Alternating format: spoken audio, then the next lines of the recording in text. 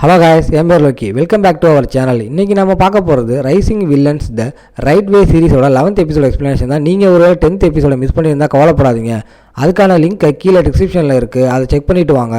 இந்த வீடியோ உங்களுக்கு பிடிச்சிருந்தா ஒரு லைக்கை தட்டி விட்டு உங்கள் ஃப்ரெண்ட்ஸுக்கு ஷேர் பண்ணுங்கள். இதே மாதிரி இன்னும் நிறைய சூப்பரான மேன்வா கதைகளை தெரிஞ்சிக்க நம்ம சேனலை சப்ஸ்கிரைப் பண்ணி பெல் ஐக்கானையும் ப்ரெஸ் பண்ணிவிடுங்க. வாங்க இப்போ கதைக்குள்ளே போகலாம்.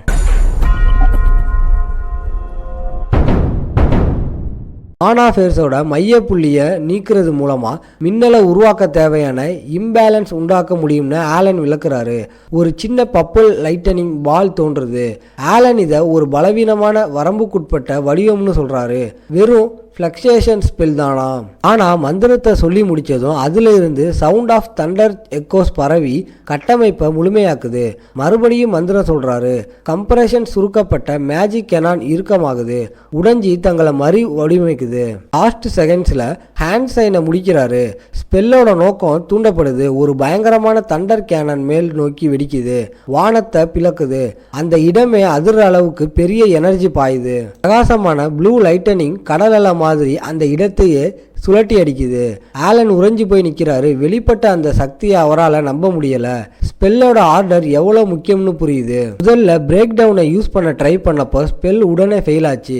ஆனால் இப்போ திடீர்னு அவர் பின்னாடி ஒரு குரல் இம்பாசிபிள்னு சொல்லுது. ஆலன் திரும்புறாரு.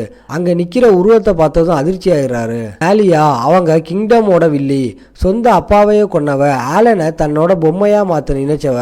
அவ தன்னோட பட்லர் கூட அங்கே நிற்கிறா. அவ கண்ணு காத்துல மின்னிட்டு இருக்கிற லைட்டனிங் லெஃப்ட் ஓவரையே உத்து பார்க்குது.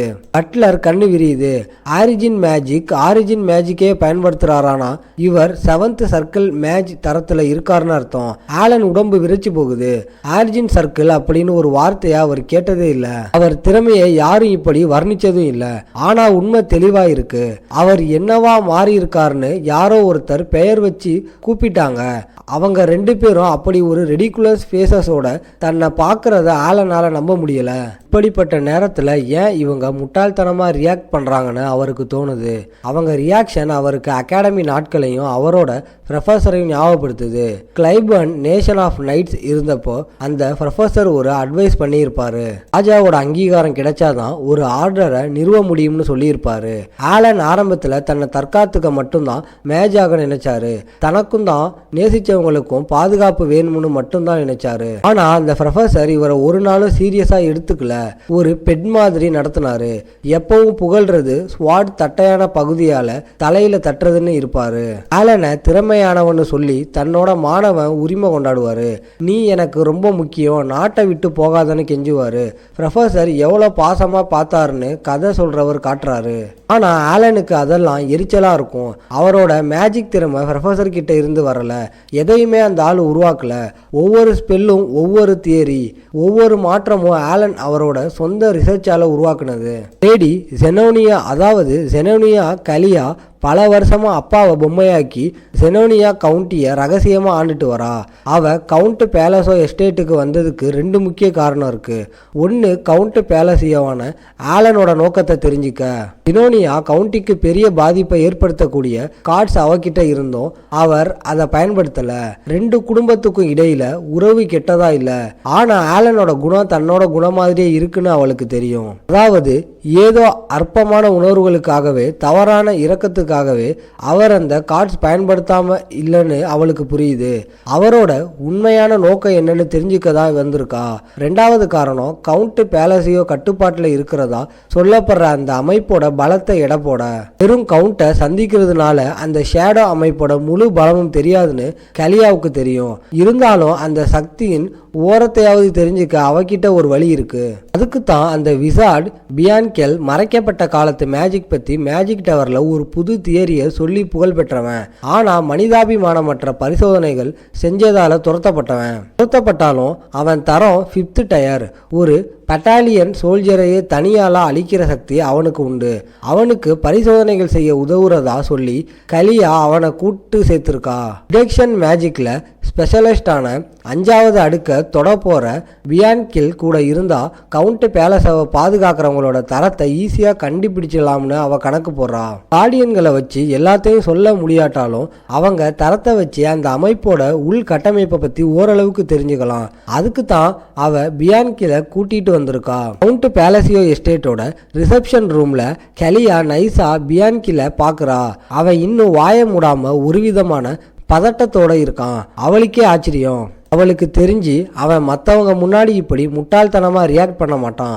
முகம் எப்பவும் திமிரா இருக்கும்.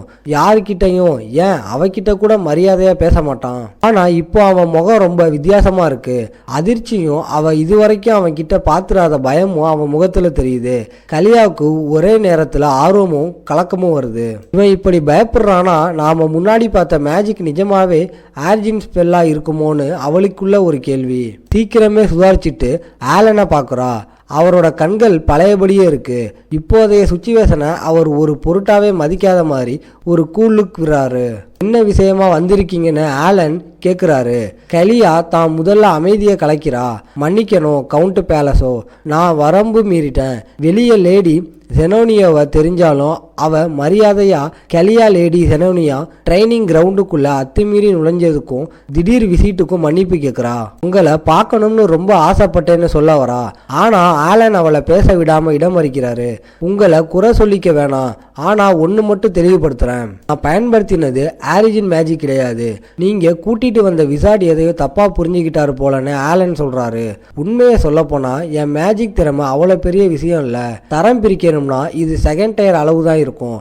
உங்க பக்கத்துல இருக்கிற மேஜிக்கே தெரிஞ்சிருக்குமே, அந்த மேஜிக்கால எந்த பிரயோஜனமும் இல்லைன்னு. இயற்கையாவே கலியாவால ஆலனோட வார்த்தைகளை நம்ப முடியல. அவளுக்கு மேஜிக் பத்தி பெருசா தெரியாவிட்டாலும் ஆலன் காட்டின அந்த மேஜிக் சாதாரணமானதே இல்லைன்னு அவளால் உணர முடியுது. அவன் நைஸா பியான்கேல திரும்பி பார்க்குறா. அவளுக்கு இன்னும் ஆச்சரியம்.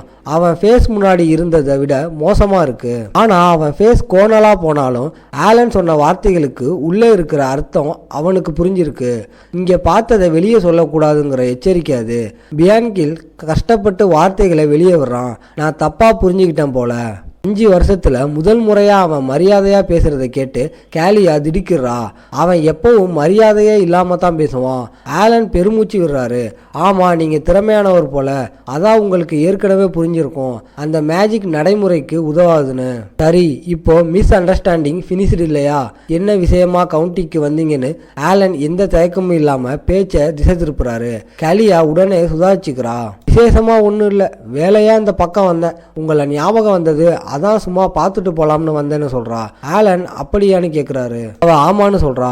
ஆலன் ஒரு நிமிஷம் யோசிச்சுட்டு துதிஷ்டவசமா நான் ரொம்ப பிஸி, என்னால ரொம்ப நேரம் பேச முடியாதுன்னு நறுக்குன்னு சொல்லிடுறாரு.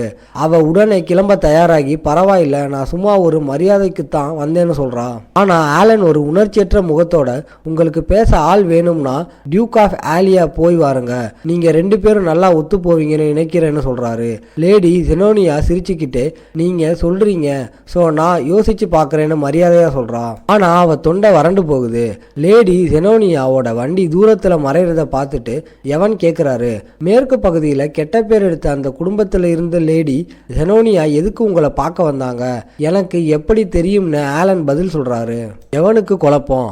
ஆனா ஆலனுக்கு நிஜமாவே காரணம் தெரியல. கலியா எதுக்கு வந்தான்னு அவருக்கும் புரியல.